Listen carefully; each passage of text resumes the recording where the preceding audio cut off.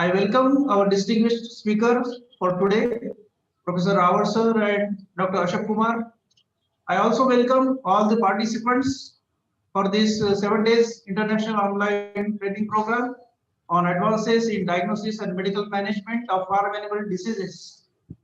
I wish a warm welcome to our respected offset Dean, Professor Dr. A.U. Bhikane sir, and I wish all the participants and the speakers a very happy Constitution Day today. So I hand over the platform to Dr. B. N. Ambore sir for further proceedings. So I welcome Dr. B. N. Ambore, Professor, Department of Veterinary Medicine, College Science, Shirwar. So Dr. Ambore, please. Thank you, Prajay sir. So welcome all of you, and I am fortunate to take this opportunity to introduce today's speaker, the first speaker, and a renowned personality in the profession, Dr. Professor S.K. Rawal sir is the professor and head Department of Veterinary Medicine in Veterinary College, Anand, Gujarat, and he is having more than 35 years of experience in the field of veterinary profession, as well as he is also a vice president of VIPM Society. So he has published more than 45 papers in the national and international repute of journals, and having the more than 11 technical lead papers, 35 popular articles, and also he has authored more than 6 books. Further, he also guided the PhD and the PG students. More than 22 PG students he has guided, and he is having the vast experience in the field of research as well as extension activity related to the medicine department. Moreover, he has handled the number of projects, particularly he has handled the NATP projects, which was on the weather-based animal disease forecasting and influence of water quality on livestock health and production. The outreach projects on the ethno-veterinary medicine. Then he is also recipient of the awards. Particularly, he has received the Best Teacher Award from the Anand Agriculture University, and also he has received the Best Paper Presentation Award from the Indian Dairy Education. Then he has also involved in the disease diagnosis and treatment, and also have the very good rapport with the farmers and the field veterinarians. So I request today's the speaker, Professor Rawal sir, to please start your presentation. Thank you, sir. Good evening to everybody.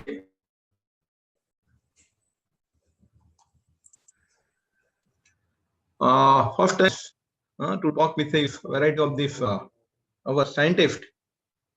The title is the red urine syndrome. Actually, what has happened before a couple of years, there was a problem in buffaloes, and from the field that was query, sir, that red urine is the clinical signs. Animal is eating normally for some 4 or 5 days, though we are treating, and after 7 or 8 days there is no response to the treatment and animal died. and especially this has happened in the Jafrabadi breed of buffalo. Now, if we see, actually the Jafrabadi breed, that is the native of Jafrabad, that is of the Saurashtra region. And nearby Anand, actually it is not the native place. But the farmers nearby Anand, they are keeping Jafrabadi animals, and you will be finding more than 1,000 Jafrabadi buffaloes nearby Anand. Now, when these questions comes for red urine, then immediately first we thought of that it might be leptospirosis. But if we geographically see, the Anand is free from leptospirosis. So, continuously for 1 month, no doubt there were sporadic cases, but that valuable animals that were died. So at that time we searched something, and it comes to our mind that for the field veterinarian, those who are working and where the such symptoms they are seen, then it becomes a problem. So that's why today's topic that has been taken, that the red urine syndrome in cattle and buffalo. So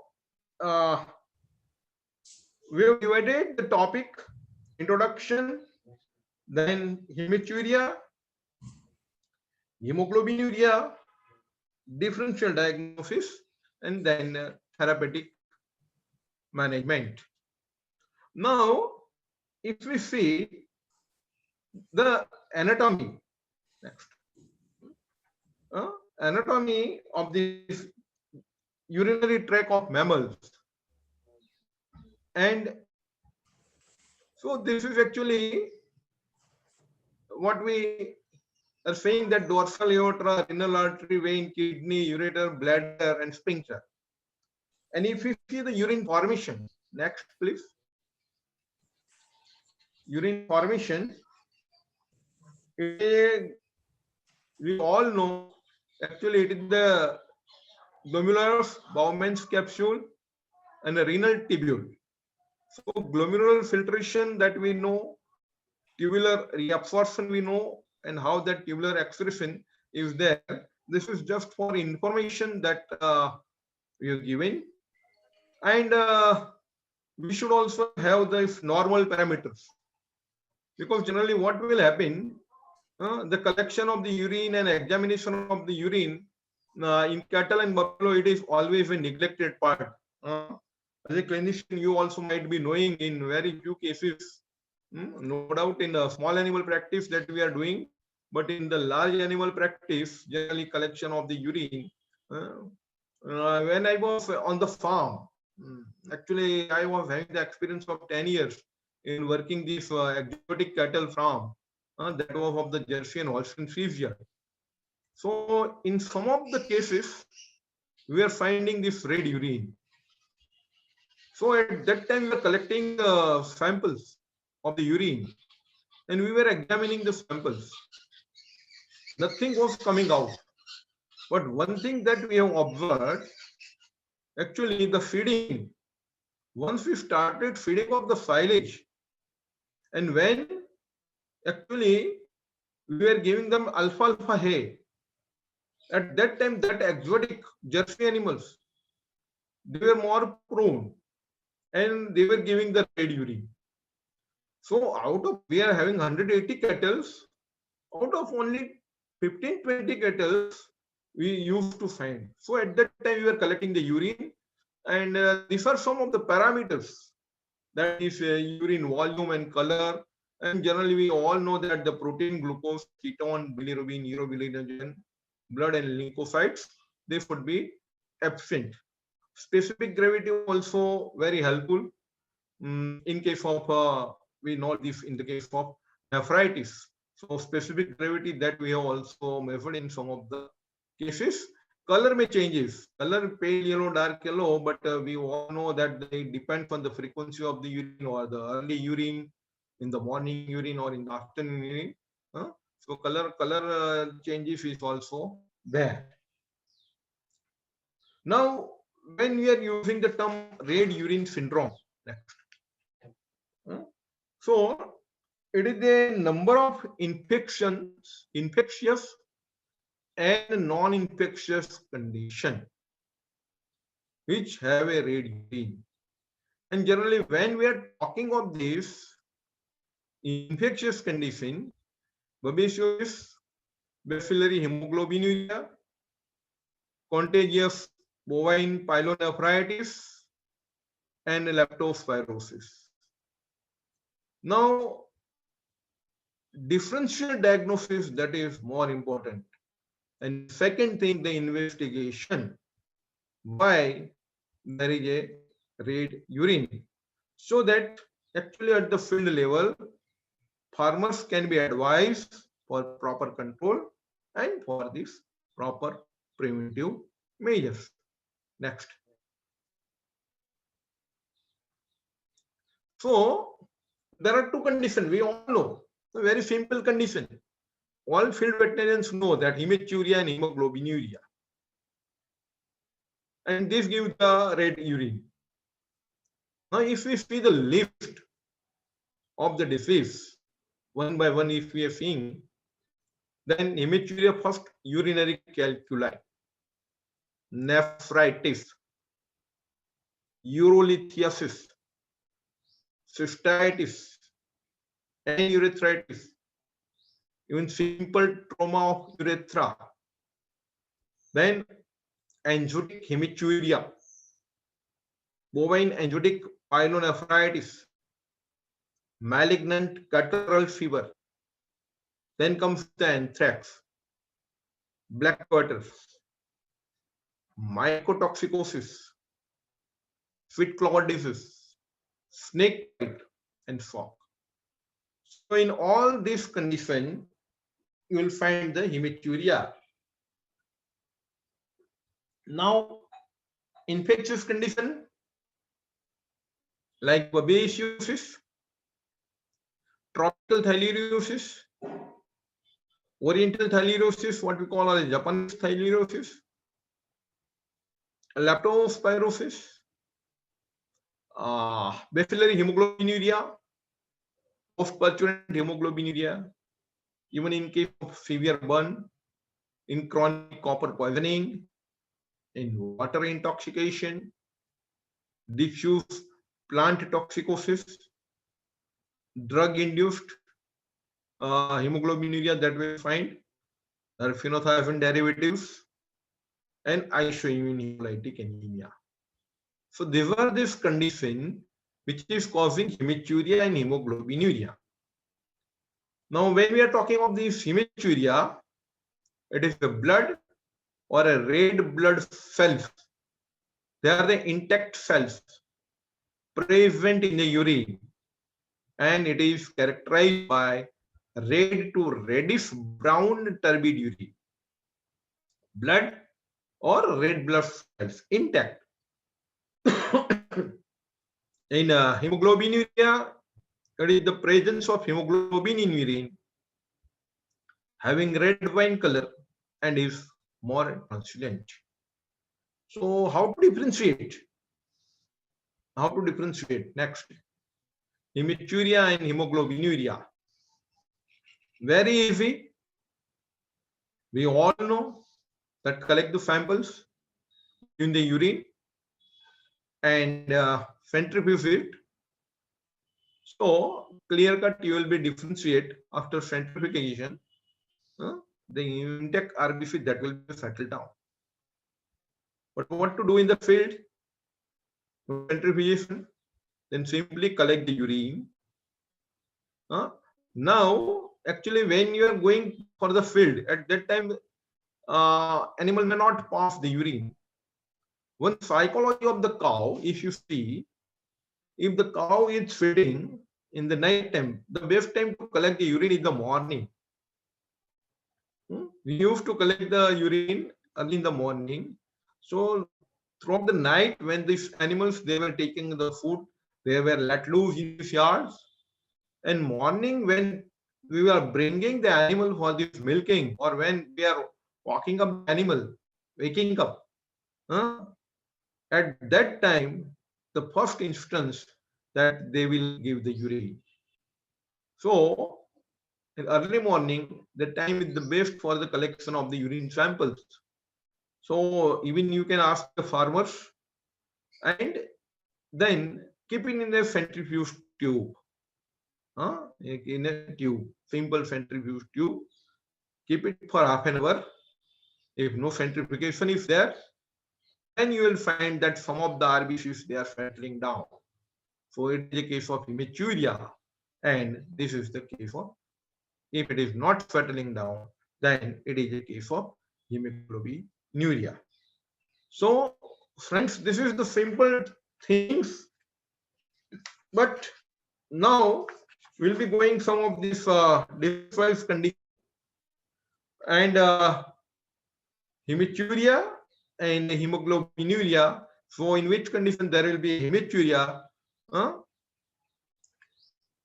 Now, second things that field veterinarians that they have to ask the farmers that whether red urine occurs at the beginning of the menstruation or at the end of the menstruation or throughout the act of the menstruation. This is important question. Because sometimes it happens when animal starts urination, in the beginning you will find the red urine, then you will not find the red urine. Sometimes at the end, in the beginning urine is normal, at the end there is a menstruation. And sometimes once animal starts up to the end, you will find the urination. So beginning, it is the lower urinary tract. Middle or distal urethral lesions are there. If it is at the end, then there is an upper urinary tract, kidney ureter or urinary bladder disorders is there. And if it is throughout the menstruation, then renal disorder in this bladder lesional, proximal or urethral lesions are there. So next, this is the determine at what time during menstruation is there, and at the same time gross examination that we should done to rule out the trauma if it is there, and per-rectal examination is required in case of cystitis. Urinary bladder appear thickened and painful due to this inflammatory condition.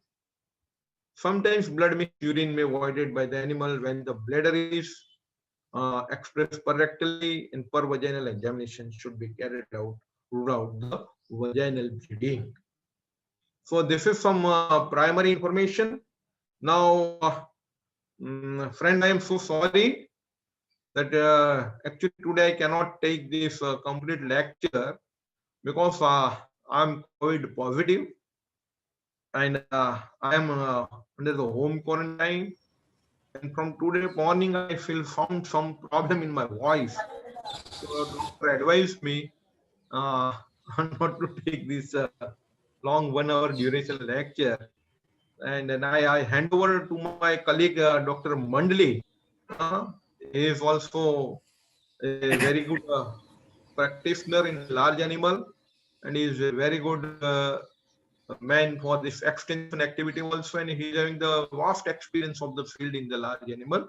So now I request my colleague Dr. Mandli to continue with this all disease condition. Thank you very much for hearing me and giving the chance. Dr. Mandli, please. Dr. Mandli, please continue. Okay. Thank you, Dr. Raval. With namaskar and good evening to everybody. I'm really very happy to continue the topic of red urine syndrome in cattle and buffaloes. Dr. Raval gave very good information pertaining to the introduction and his wide experience. And now let us coming on the important diseases pertaining to that. The first one is the cystitis. As you know, the inflammation of the bladder, urinary bladder, can occur by many organisms, out of which the first one is E. coli. The second and most important, that is Corynebacterium renale group, under which Corynebacterium renale, Cystides, and Pilosum, and Archaeobacterium pyogenes. Then Staphylococcus species, Streptococcus species, Proteus species, and Klebsiella species also can cause cystitis, but these organisms rarely cause cystitis in cattle. The most important one, that one is Corynebacterium renale, and second one is E. coli. Now, hematuria is usually the symptom of infection, and in uncomplicated cystitis can be temporary or permanent symptoms.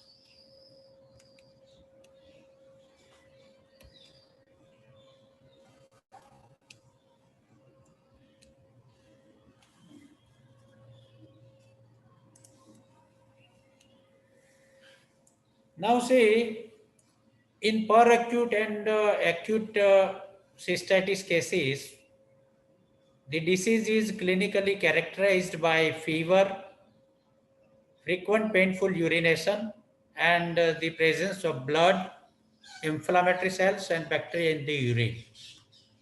Apart from that, moderate abdominal pain, as shown by treading with the hind feet, kicking at belly, and swishing with the tail.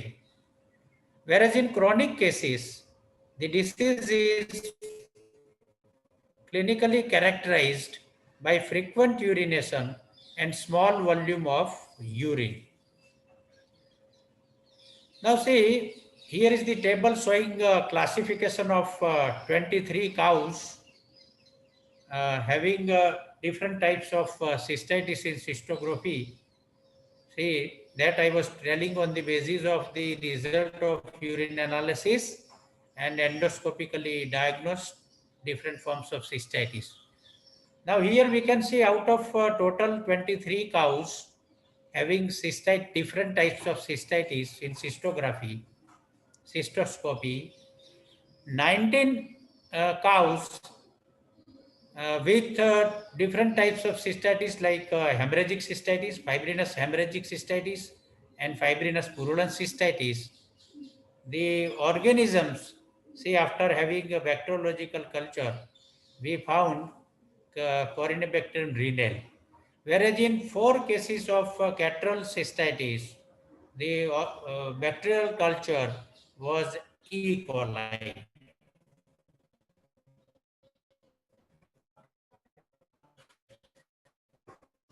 Coming to the differential diagnosis, see, the 4 diseases, cystitis, urinary calculi, nephritis, and urethritis, where the clinical signs exhibited in cystitis are fever, frequent and painful urination, and hematuria at the end of the micturition. Whereas in urinary calculi, there is throughout hematuria or intermittent hematuria, along with C, there is pain, and so far body temperature is concerned, it may be normal. While in nephritis, there is renal enlargement or pain on rectal palpation, and that indicates the kidney involvement, then hematuria throughout micturition, and fever. In urethritis, pain and staining during urination, hematuria at the beginning of the urination. Now see, here we can see on the basis of the different parameters, how we can differentiate cystitis and urolithiasis. So far occurrence is concerned, see, cystitis can occur more in female animals than male, whereas urolithiasis can occur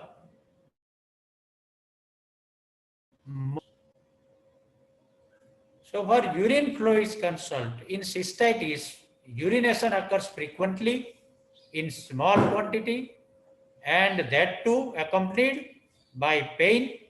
The animal remains in the urinating posture even after cessation of the urination, and here there is turbid urine is seen with pus and blood. So far odor is concerned, see odor is of strong ammonia is felt. Now in urolithiasis, urethral obstruction may also cause frequent attempts at urination, but the urine flow is greatly restricted and usually only drops are voided with blood, what we say dribbling of urine. Then if you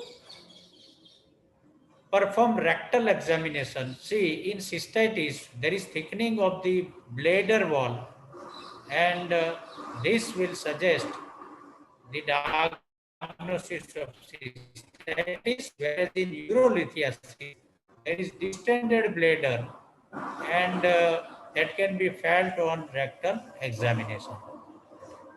Now about microscopic examination of urine in cystitis, the presence of erythrocytes, leukocytes, and discriminated epithelial cells and bacteria can be examined. Whereas in urolithiasis, erythrocytes and epithelial cells and a higher than normal number of crystals, sometimes accompanied by large aggregations described as sand or sabulous deposit. Even bacteria also be present if secondary invasion of the traumatic cystitis and pyelonephritis has occurred.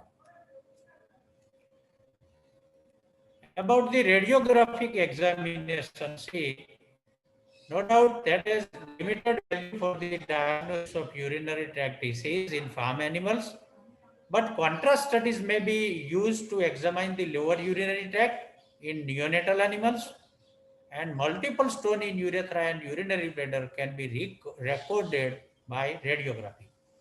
Whereas in ultrasonography examination, transcutaneous and transrectal ultrasonography is commonly used to detect any anatomical or pathological conditions of the kidneys, ureters, bladder, and urethra in cattle as well as in small ruminants.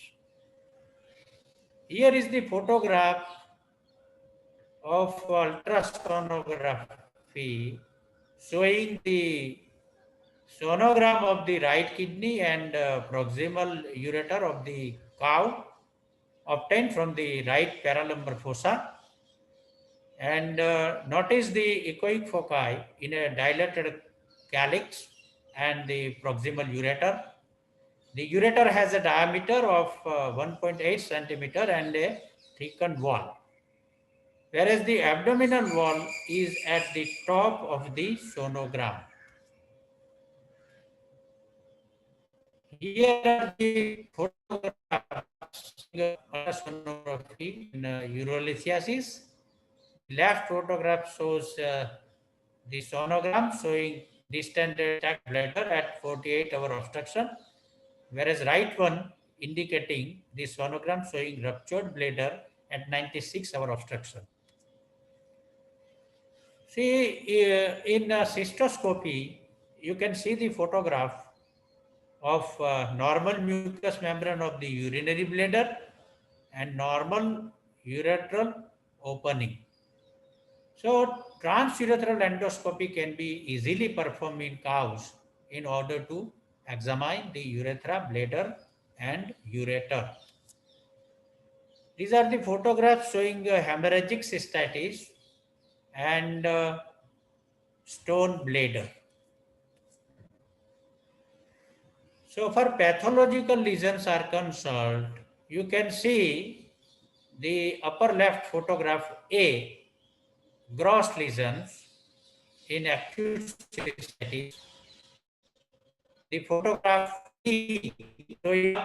engorged blood capillaries in lamina propria.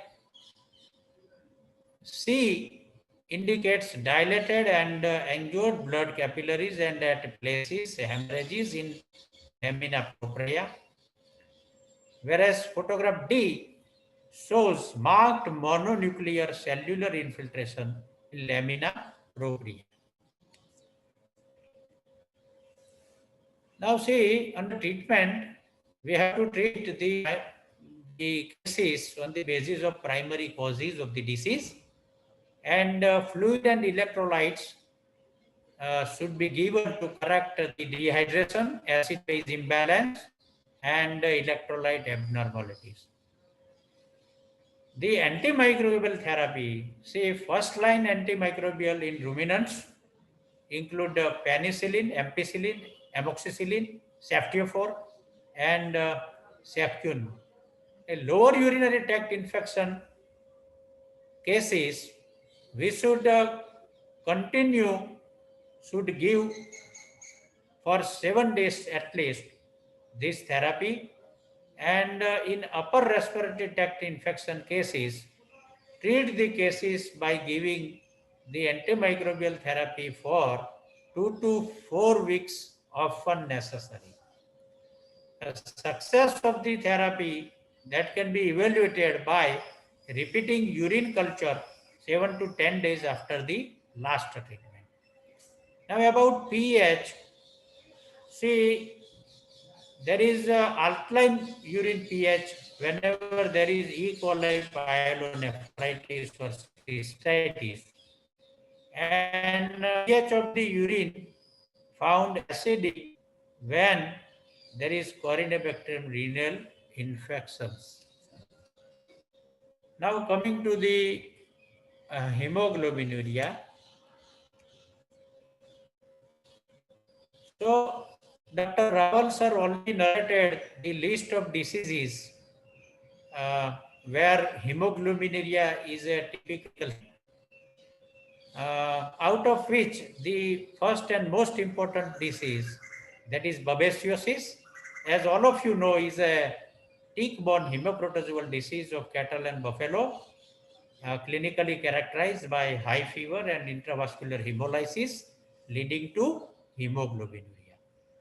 So this is a protozoal disease which can cause great economic loss, and this serious economic impact is in view of mortality, reduction in the milk production, and the performance of animal that also will decrease.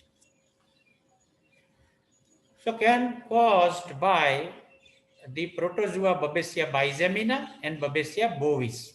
As you know, the Babesia bizamina are the protozoa, larger size protozoa, you can see in the photograph, and the babesiosis occurs by Babesia bizamina is throughout tropical and subtropical countries and is quite common in Asia and affects mainly in cattle, especially in India, though buffalo may also suffer from this babesiosis caused by Babesia bizamina. Whereas Babesia bovis is a smaller size protozoa as compared to bizamina. You can see the photograph located at the periphery of RBCs, reported from Europe, United States of America, Australia, and Asia. And buffalo generally considered resistant to Babesia bovis. So far the study of pattern of the disease is concerned, COI has mentioned that Boophilus ticks being the major vector of parasite, and in endemic areas, animal become infected at young age, especially see the animal is having age of 6 to 12 months of age. They are more prone to get babesiosis and develop a long-term immunity. Outbreaks can occur in endemic areas if exposure of ticks to young animals or immunocompromised animal occur. Here the important point is, which is to be remembered and noted, that is hot and humid climate is very conducive for the development and survival of potential vectors such as ticks and flies, and is a constant source of infection to the susceptible animals. See, many scientists and researchers have studied about this, and Vora and co-workers have studied on various hematoprotozoal diseases and have compared the occurrence of babesiosis in crossbred cattle and buffalo.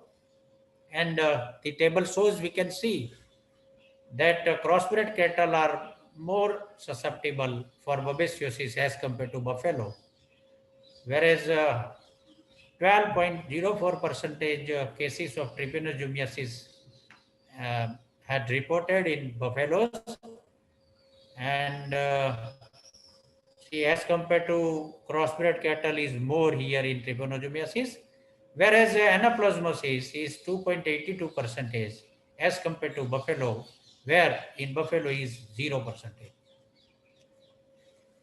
Again, same scientists have mentioned the month-wise occurrence of babesiosis in cattle and buffaloes, and here we can see that in cattle, see, the higher number of cases of babesiosis had been reported during the month of April to September. Regarding the progressive development of the disease, see, three important points we must try to understand, keep in mind. That one is the exotic breed is more susceptible than indigenous. The second one, that is usually Babesia bigemina infection occur and bovis in adult animals, and causes higher mortality in adult animals as compared to younger animals. Here is the figure showing the steps of having the progressive development of the disease from parasitemia to active macrophage system to phagocytosis of infected erythrocytes, resulting into anemia with higher reticulocytes. Now about the clinical signs, see, in Babesia bovis, particularly in acute cases of babesiosis, the course is 3 to 7 days. There is high fever, anorexia, polypnea, dark red to brown in brown colored urine, which is producing very stable froth. Prolonged and severe cases develop anemia, jaundice.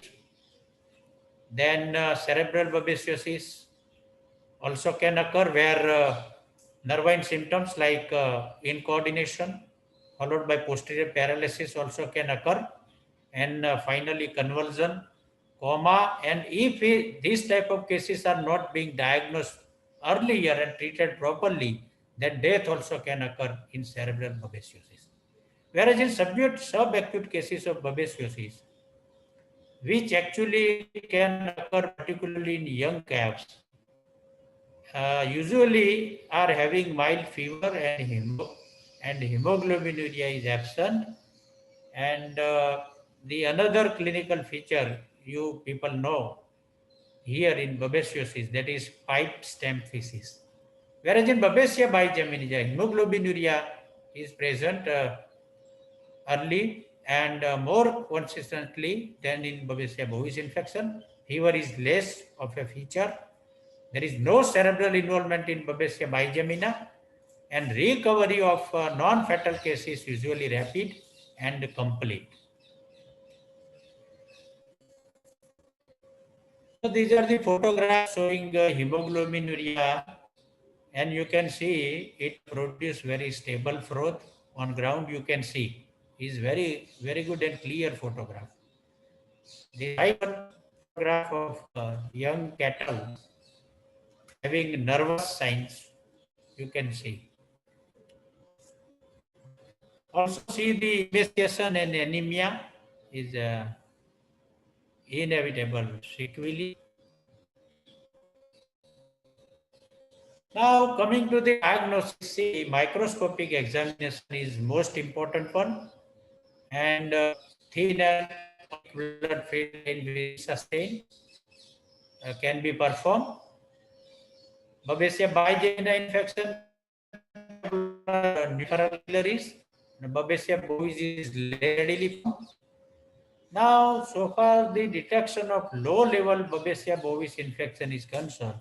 See, the detection of parasiticemia approximately 10⁵ in thin blood film and 10�6 in thick blood smear. So therefore, we can say that thick blood film is 10 times more sensitive and more reliable than thin blood film. So blood from the general circulation may contain 20 times more Babesia bovis than capillary blood.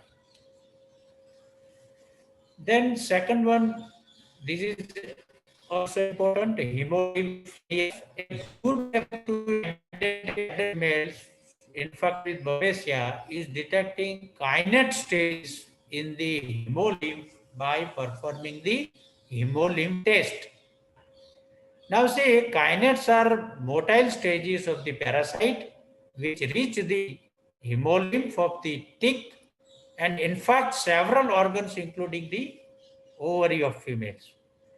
So for this technique, a leg of the tick is cut with small scissors to obtain a drop of hemolymph which is placed on a glass side. Usually the drop is dried, fixed and stained as a regular blood smear. You can see the photograph and see the vermicular shape and usually around 10 micrometer long and 2 to 4 micrometer wide depending on the species. But at the same time should say that it's very difficult to differentiate species by hemolymph test. So apart from that, see, other serological tests also be performed and a rapid kit test for bovine babesia by IDEXX VS. You can see the photograph and this ELISA PCR that also can be done for the confirmation of the diagnosis. Coming to the treatment, see, after having diagnosis, let us see about the specific line of treatment in cattle. The first one is imidocarb, that is effective, and dose rate is 1 milligram per kg body intramuscular shot, and eliminates the parasites from the host and maintain some residual activity. Can be given at dose rate of 2 milligram per kg body weight intramuscular or subcut. The another one is dicyanurate. That can be given at the dose rate of 3.5 to 7 milligram per kg body weight, deep intramuscular, and it is to be given at 2 divided sites. So supportive treatment is advisable, particularly in animals with drugs like anti-inflammatory drugs, therapy, and yes, that transfer may be life-saving in severe cases.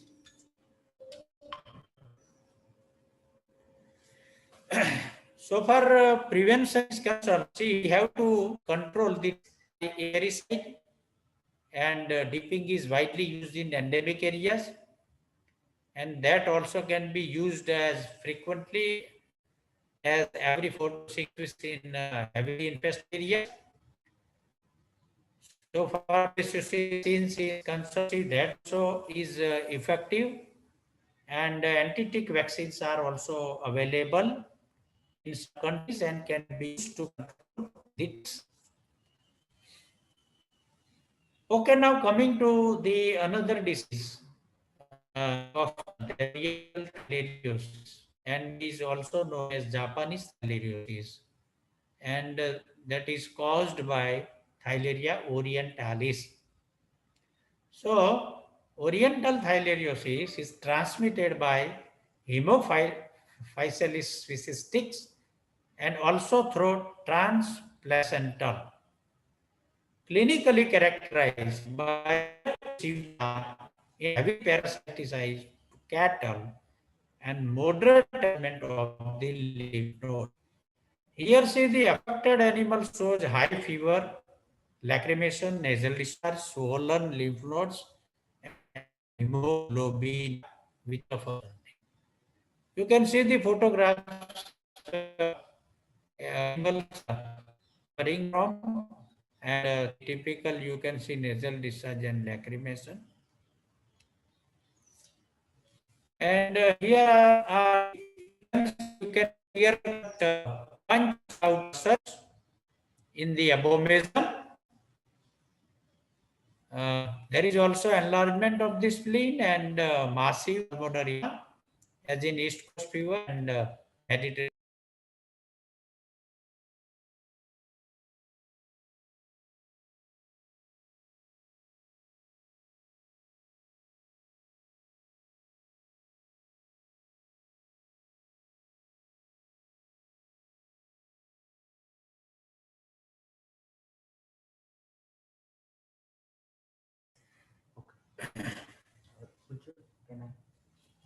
Hello, is it audible? Hello, Yes, sir, you are audible, sir. hello. Yes, Acha, sir. Yes, fine. sir. Audible, sir. Okay.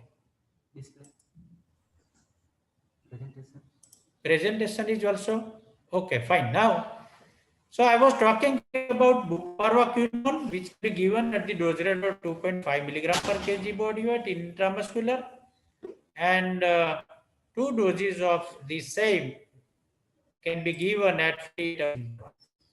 Then another one is injection of tetracycline at the dose rate of 20 milligram per kg weight intramuscular, and that is imidocarb at the dose rate of 1 gram per kg body weight intramuscular or subcutaneous.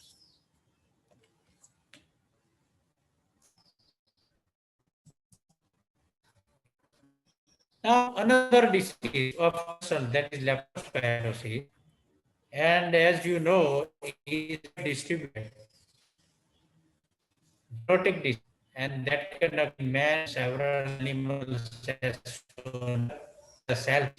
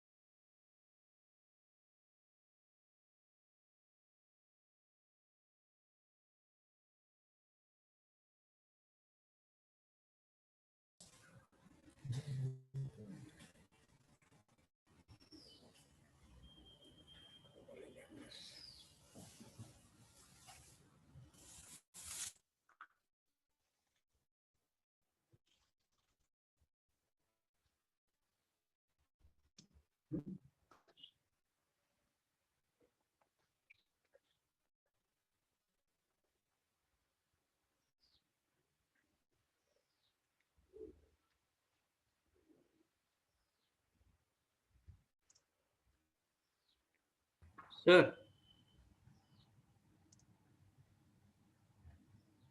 Hello. yes, sir.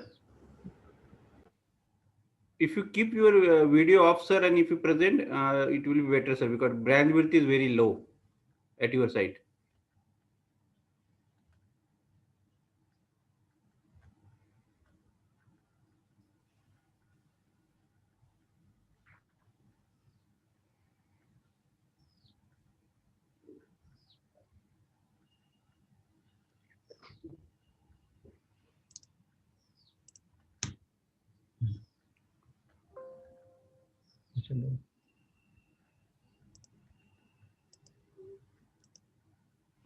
Sorry. Yes. fine. Yes, sir. Okay.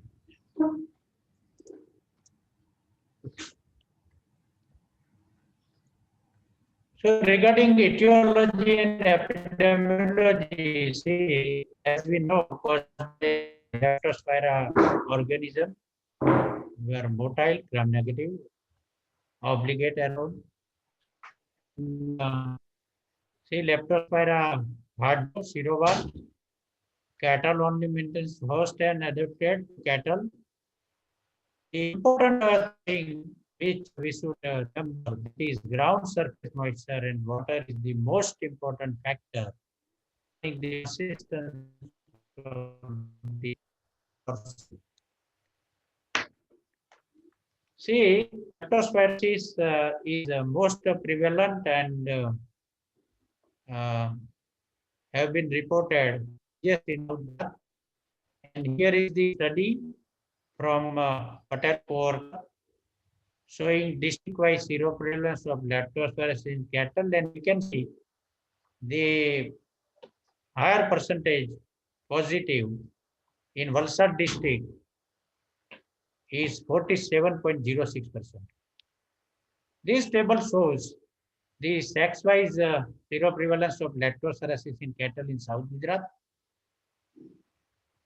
We can see the females are more prone to have 13.22% as compared to male.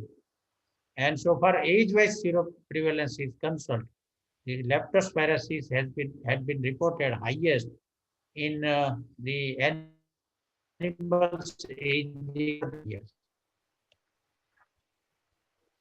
So far breed-wise seroprevalence of leptospirosis in cattle is concerned, see the percent positive in Gir breed is the highest, that is 25%. About the progressive development of the disease, as you know,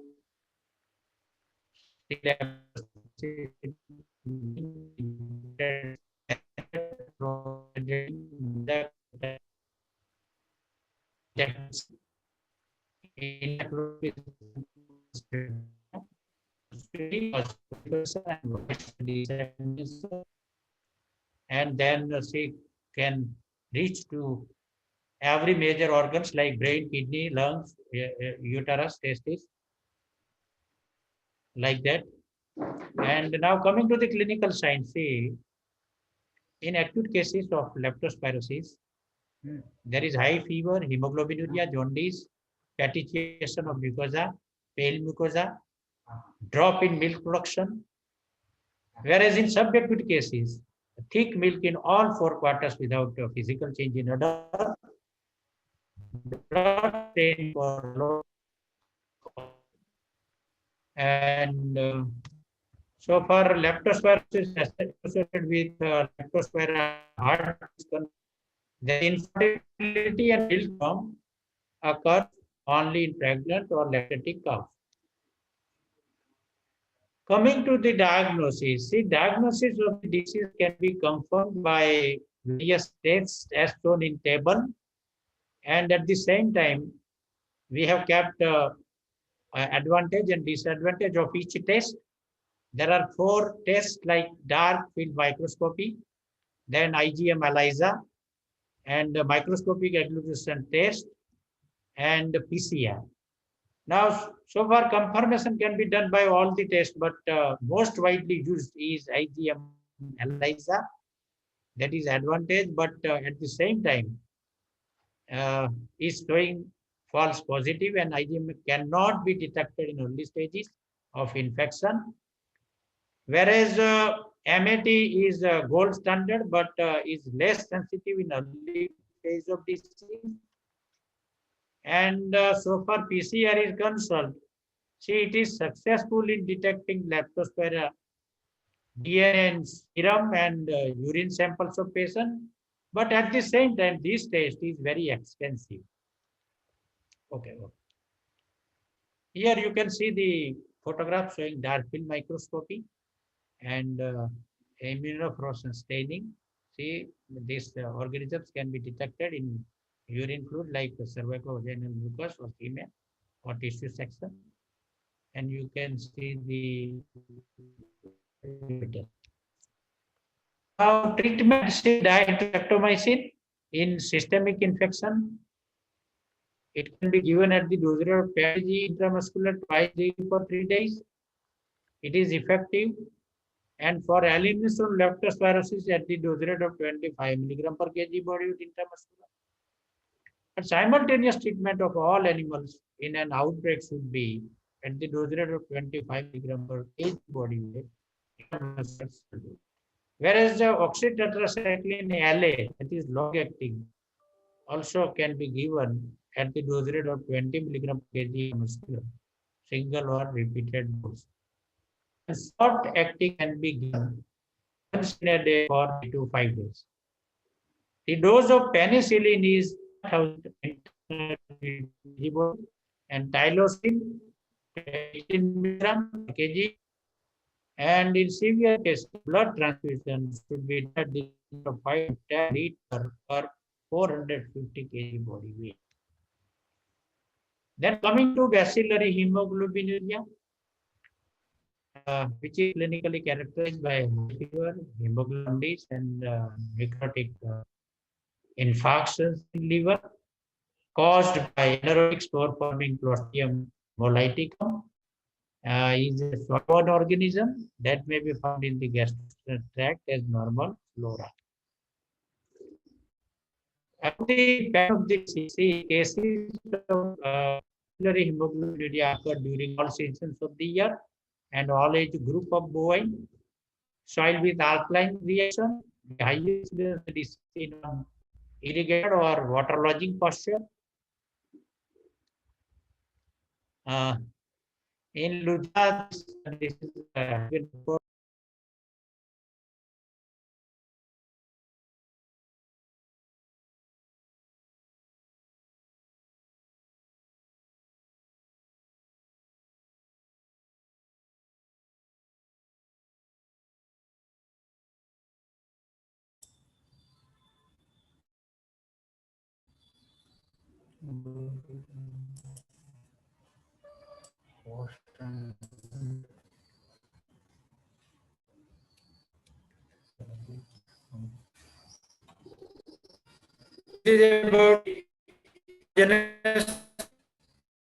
and things is a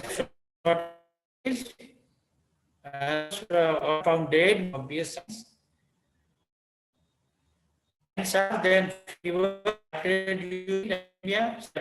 pain is also seen, and under pain, PM reasons, see liver, ischemic infarct, and enlarged and anemic. Can come by it's a consuming and very tedious job as it requires strict aerobic condition and may be contaminated by other anaerobic Clostridia from the soil which grow faster than the pathogenic strain. So PYG broth can be used for culture of the organism and identification of phospholipase toxin which have lecithinase hemolytic activity. So the serum test can be performed. Here you can see the kidneys are dark, friable with hemorrhages. The treatment is like this. Penicillin or oxytetracycline can be given. Apart from that, antitoxic serum also can be given if available. And in supportive treatment, blood transfusion, parenteral fluid, and electrolyte solution can be given. Apart from that, non-steroid anti-inflammatory drugs and iron supplement also will support in this case. About prevention, see, Clostridium involuting bacterium prepared for whole cultures confers immunity for 6 months, and in areas where the disease is seasonal, pre-seasonal dose is usually adequate. Where the disease occurs throughout the year, semi-annual vaccination is necessary. Then postpartum hemoglobinuria. See, That is also known as, hypophosphatemia, nutritional hemoglobinuria. And this condition usually clinically characterized by peracute and severe intravascular hemolysis. And animals at the level of peak production during 3rd to 6th lactation, resulting in stress on mineral balance. So this disease is commonly seen in winter season, and ingestion of cold water or exposure to extremely cold weather that may precipitate an episode of hemoglobinuria. And accompanied by hypophosphatemia observed in late pregnancy in Egyptian buffalo and post-parturient period in Indian buffalo. And this disease has also economic importance due to decrease in milk yield, cost of treatment, and high case fatality rate. Is caused mainly by phosphorus deficiency and hypophosphatemia constantly observed in following conditions. So epidemiological factors related to post-parturient hemoglobin in buffaloes, we can see here the percentage is a graphical presentation about the pathogenesis. You can see the photographs showing deep red to black urine. So for clinical signs, these are the clinical symptoms mentioned. These are the major clinical findings of buffaloes with hemoglobinuria and hypophosphatemia. You can see the recorded percentage. Diagnosis can be done on the basis of history, clinical signs, hematology, and urine analysis. Usually, history is exclusive feeding of dry roughage to advanced pregnant or recently calved high-yielding animals. An animal having 3rd to 6th lactation, they are more prone to get this disease. Urine analysis will be like this. See, color will be red, dark red to coffee color. pH will be higher. Hemoglobin also will be positive, albumin positive, and microscopic examination.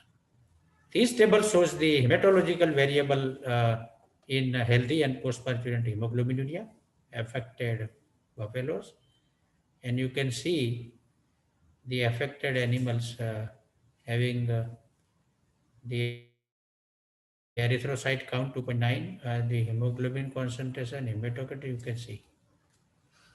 Here is the serobiochemical variables in healthy and post-parturient hemoglobinuria affected buffaloes. And you can see the level of post-parturient affected phosphorus is 1.8 milligram per dl and copper 63.4 microgram per dl. So biochemical values of hemoglobinuric and healthy buffaloes, you can see values at P less than 0.05 significant, and you can see the AKP, bilirubin, and total bilirubin, okay, conjugated, total, unconjugated, you can see. So increased level of serum alkaline phosphate in hemoglobinuric buffaloes is attributed to generalized hypoxia, whereas increased concentration of unconjugated bilirubin in hemoglobinic buffalo may be attributed to intravascular hemolysis, whereas significantly increased conjugated bilirubin may be attributed to hepatocellular damage, anorexia, and dehydration. Treatment in these cases, in severe cases, whole blood transfusion can be given for better result, and after successful blood transfusion, therapy should be recommended.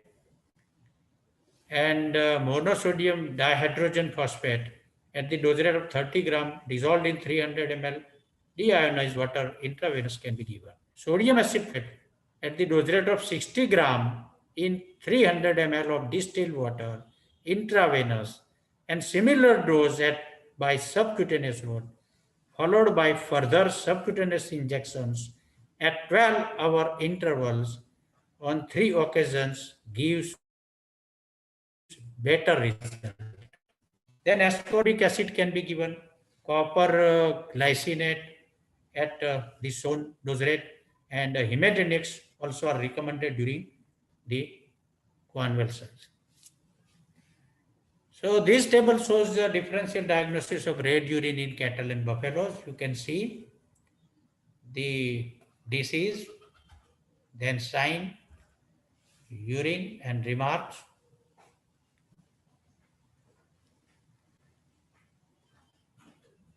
Especially in snake bite, you see there is local swelling, usually visible fang marks, anuria, oliguria, and there is hematuria. And see here, it is important to get a history of snake bite. Like in babesiosis, we already studied.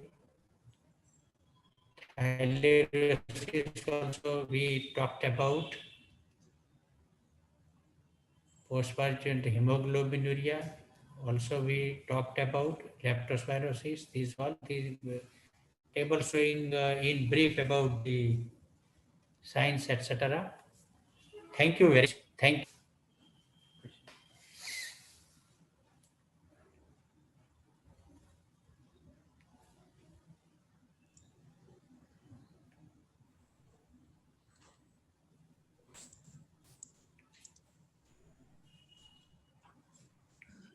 Hello. Hello. Ha.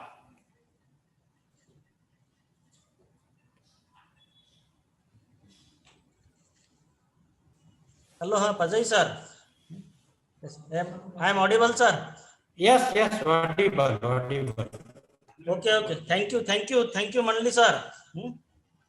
So Okay, thank you. Thank you. I, on behalf of the course director, the course coordinator, and all the organizing committee of this internal training program, we are very much thankful to Professor S.K. Rawal sir and Professor G.C. Manli sir for their giving a very excellent and field-oriented lecture on red urine syndrome in cattle and buffalo, particularly in respect of the differential diagnosis and its therapeutic management. So once again, I am thankful. So thank you very much, sir. And now I hand over the platform to Pajai sir for further proceeding. Thank you, sir. Thank you, Ambore sir. I would like to ask any questions are there? Kindly flashback on the screen. Sir, I'll be sharing the screen, sir. I request Yes. sir to stop sharing the screen so that I can share the screen for the queries to be answered by honorable speaker.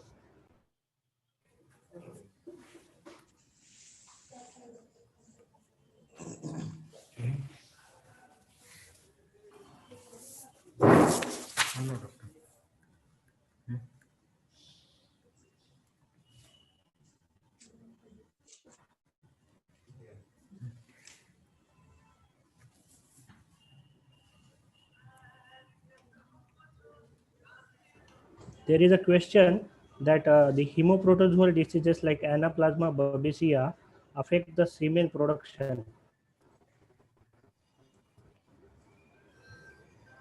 So, is there any effect on the semen production? It's been asked by Dr. Alka. Sir.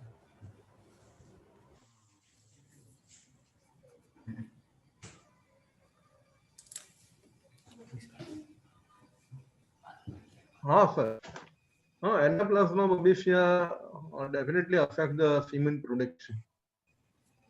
And second question, that can we consider myoglobinuria as a red urine syndrome from other conditions and treatment of?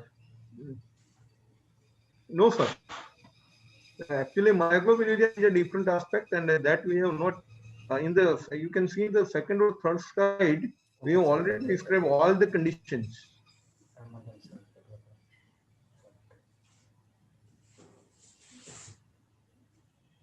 Thank you, sir. There is one more question which has been asked right now in the chat box that I will be asking you, sir. No, why the hemoprotozoan drugs, if once given, no, affect the seminal picture, not the diseases? Dr. Alka is asking that, hemoprotozoal drugs like buparvaquine, imidocarb, or diaminosin acetate, like that. I hope, sir, you have given the answer to her question. And how to prepare this phosphate buffer solution in field for the treatment of hypophosphatemia. The question is been asked by the Khushvinder Singh, Dr. Khushvinder Singh, just now, sir. Yes, phosphate buffer solution is available, and you can prepare it even in the field, but it is actually in area.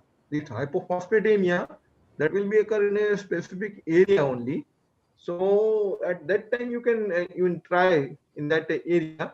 So suppose if we are talking of the Gujarat, in Gujarat some of the areas, the field veterinarians who are working there, so they know that, and then orally even making the solution, and they are giving this, and they are getting the result. Hypophosphatemia in case of, and the available solution is there also, so that you can use in the field also, sir.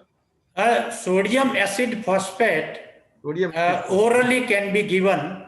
Yeah. Sodium acid phosphate 50 gram orally can be given, and is giving excellent result. I'm sure. Yes, sir. Thank you.